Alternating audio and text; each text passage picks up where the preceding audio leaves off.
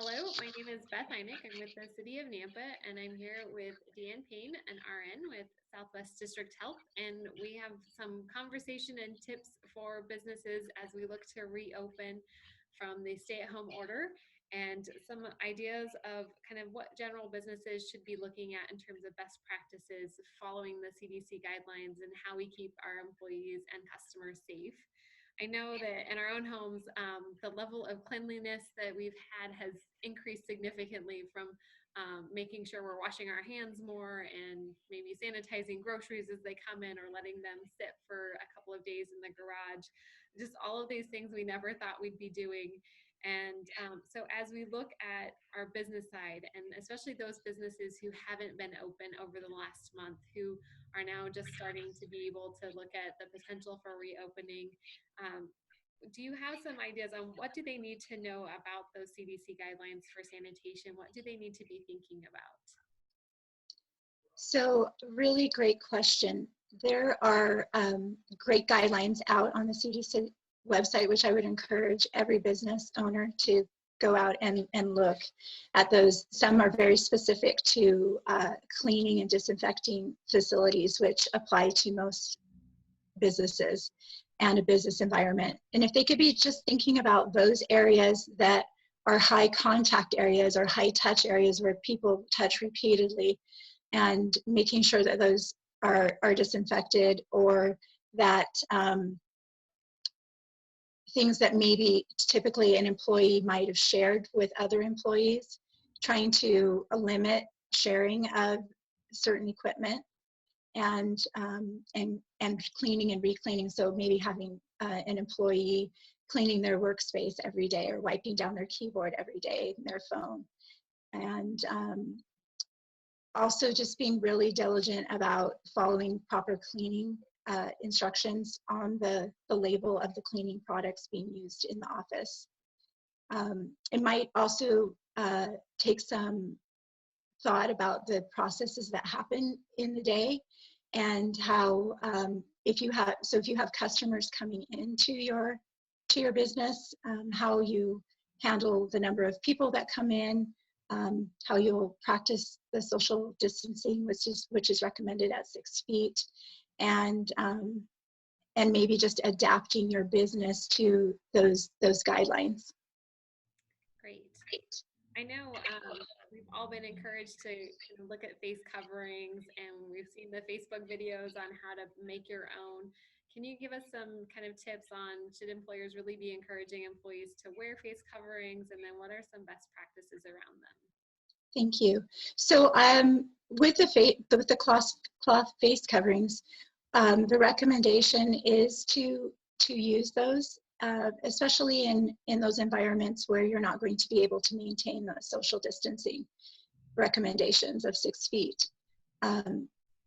When you look at making your own cloth face covering, there's some great instructions on the CDC website that covers face covering and their proper usage. So if you have questions about that, you can get more information there.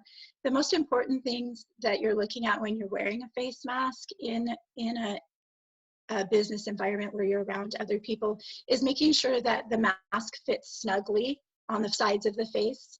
And you want to have the nose covered and have the mask reach down to the chin.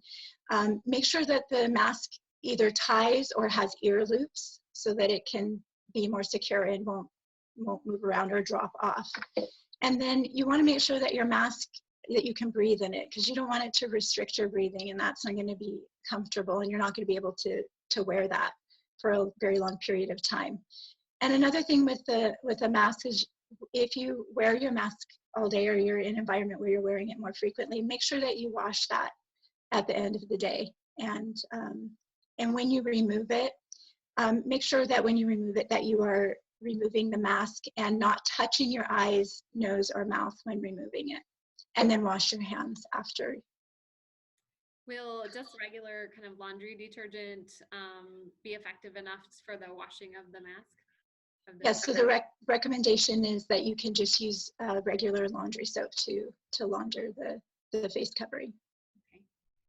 On businesses, you mentioned a little bit on the 6 feet of distancing, Is it important for businesses, perhaps, I mean, maybe we have some retailers that are looking to reopen, that they really limit the number of customers in the store to keep that 6 feet of distancing? Is that going to be important moving forward?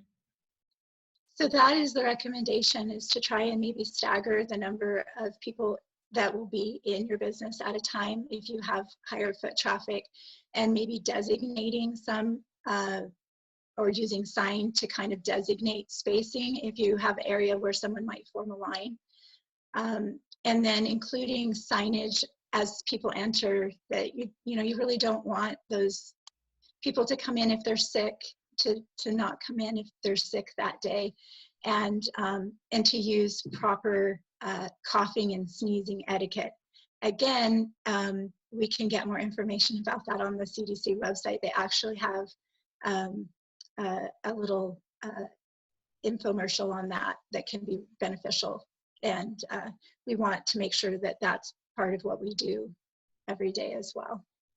Do you know if the CDC website has some like posters that employers can print off to kind of help their employees understand what those guidelines are and help with that education?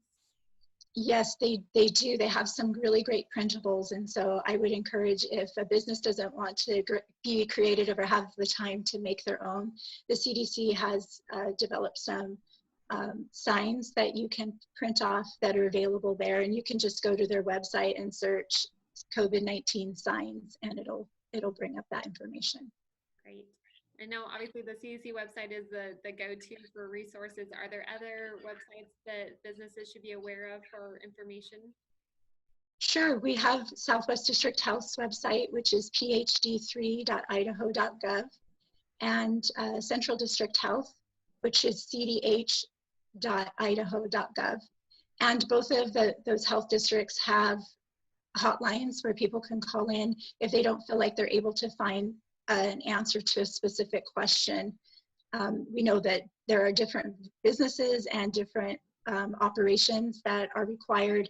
And so if there's just something that you just don't understand or don't know what you're going to do to resolve it, we'd really like to get your calls and try to help you and support you as you figure that out.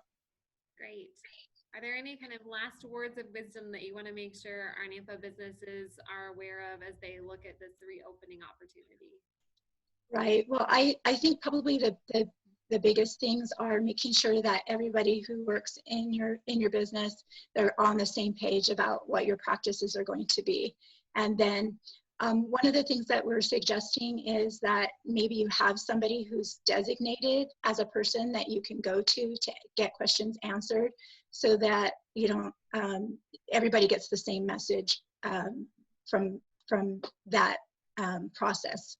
And then we also would encourage you to reach out and ask questions if you're not sure.